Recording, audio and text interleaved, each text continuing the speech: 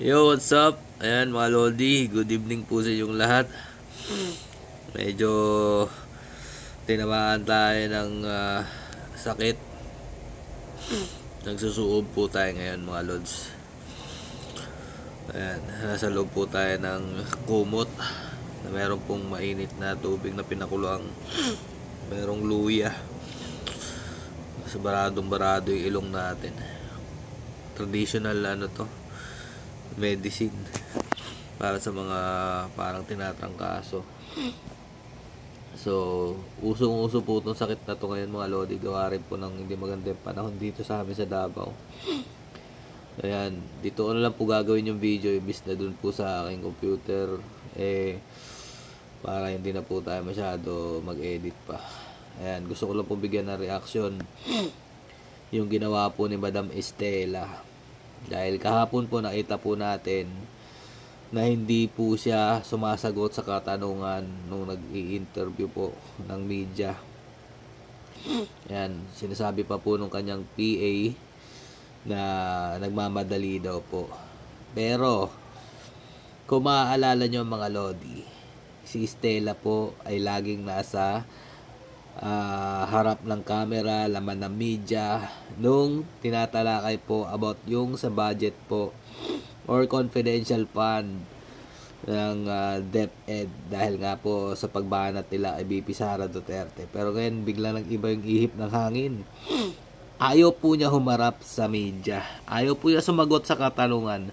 Dati ang sinasabi po nila yung boses daw po na ginagawa nila boses daw po ng taong bayan ang may gawa niyan. Sila po ay bumoboses lang. Pero ngayon, wala pong boses na marinig sa kanila. Dahil nga po, sangkot dito, si Saldico, si Speaker Romualdez, doon po sa tinutukoy ni Tatay Duterte na mga blankong pahina. At eto pa po mga Lodi, no? Kung naaalala nyo, sinabi ni Estela na kaya daw po nila pinagtatanggol si Speaker Romualdez sa mga buwabatikos, siya daw po ang godfather dyan po sa loob ng Congress. Yan po. Dito po't napapatunayan natin na ganun po talaga nila ka-godfather si Romualdez. Dahil tinatago po nila ang tunay na nangyayari para po mapagtakpan ang ginawa po nilang kalokohan dyan sa pagpapasa po ng national budget para po sa 2025. At eto pa po mga idol, no? Yung sinabi po ni Chis Escudero na dahil daw po sa pamumulitika kaya po biglang lumabas yung blankong pahina. Ito si Chis Escudero mga idol, isa rin pong ugok to dahil ang insiniwalat lang naman ni Tatay Duterte ang katotohanan at merong patunay na totoo nga merong mga blankong pahina. Ang tinatanong lang naman ng taong bayan, kung nagsasabi ba talaga ng totoo si Tatay Duterte, bakit hindi nyo sagutin? O kung nagsisinungaling man, bakit hindi nyo sagutin? Bakit nagtatago kayo ngayon? Wala kayong imik. Dati panay kayo ingay dyan po sa Congress, dyan sa Senado, sa pagbanat nyo kay Tatay Duterte at kay BP Sara Duterte. Ngayon, nagkaroon ng butas itong administrasyon ni Bongbong Marcos Jr. At todo din ay pa. Ito po si PBBM, tinawag niya pang nagsisinungaling si Tatay Duterte doon sa isiniwalat niya. Pero nga ito si Representative Raul Manuel, nagpatunay na meron ng blanco. At inamin din po ito ng kapatid po ni Bongbong Marcos Jr. na si Senator Amy Marcos na bakit daw po siya pipirma ng mga blankong pahina. Yan, di ba mga idol? Ngayon napagtatagpi-tagpi na ang lahat. Na lahat ng mga sinasabi ni Tatay Duterte at ni BP Sara Duterte totoo. Dahil nung sinabi ni BP Sara Duterte, ni si Saldico at saka ito si Speaker Romualdez, ang katangi-tanging may hawak ng budget, ba't tayo mag-budget hearing, yan nga po. Sila nga po ang nagmamanipula. At nung sinabi ni Tatay Duterte na mahina pong presidente, ito si Bongbong Marcos Jr., totoo nga po mga Lodi, dahil under po siya ni Romualdez. Si Romualdez po ang nagpapatakbo ng ating bansa ngayon at siya rin po ang utak ng lahat. Hindi po alam ni Bongbong Marcos Jr. ang mga proyekto na mga peke lang na hindi naman talaga nangyari, kagaya ng flood control projects yung about po dyan sa sinasabi pong mga blankong pahina, sino po ba ang may utak niyan mga lodi? Sila lang naman po nagpapapasa niyan. Si Bongbong Marcos, taga-pirma lang yan. Tapos sinasabi lang binusisi daw po nila. Sa tingin ko hindi po nila binusisi yan mga lodi. Masyado lang po talagang kumpiyansa si Bongbong Marcos Jr. sa kanyang pinsan. Kaya po nangyayari ito. Hindi po malamang mangyari na itong ginagawa po nila, gagamitin po nila yung pondong nililikom nila para po ngayong eleksyon 2025 hanggang sa 2028 mga idol. Kaya po mga lods, kalampagin na po natin itong administrasyon ni Bongbong Marcos Jr. Wala na po talagang pag-asa kung magpapatuloy po ito mga lods. Baon na po tayo sa utang. Pero wala pa rin pong ginagawang hakbang ito pong administrasyon ni Bongbong Marcos Jr. mga lodi.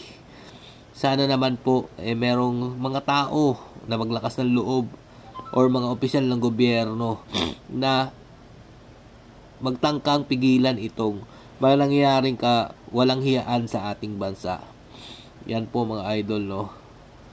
Kahit klarong-klaro na po na mga ebidensya, pilit pa rin po nilang pinagtatakpan.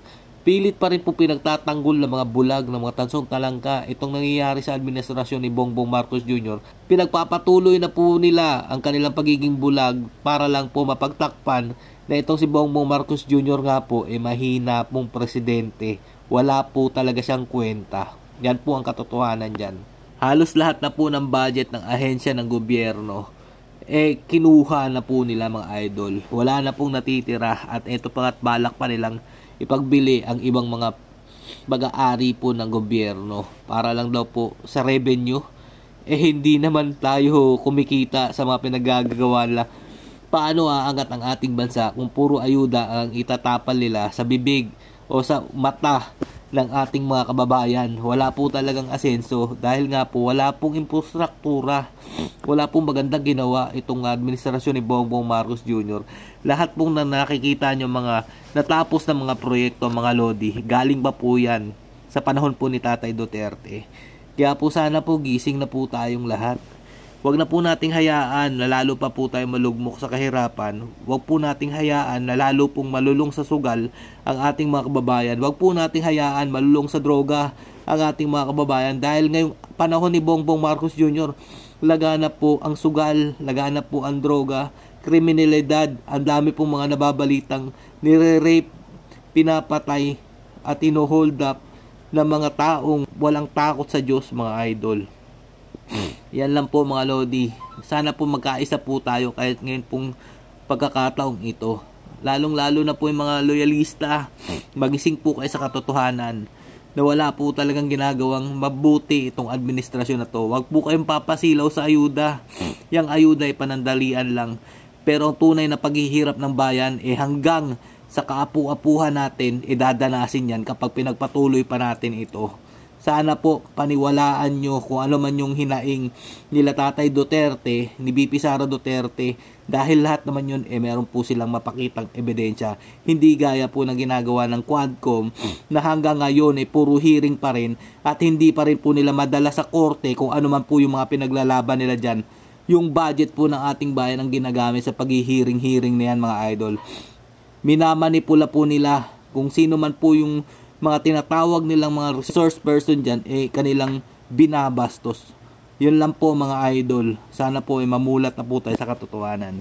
Hanggang dito na lang po muna mga idol. Medyo magpapahinga lang po muna ako. Stay safe and God bless you all. Duterte pa rin.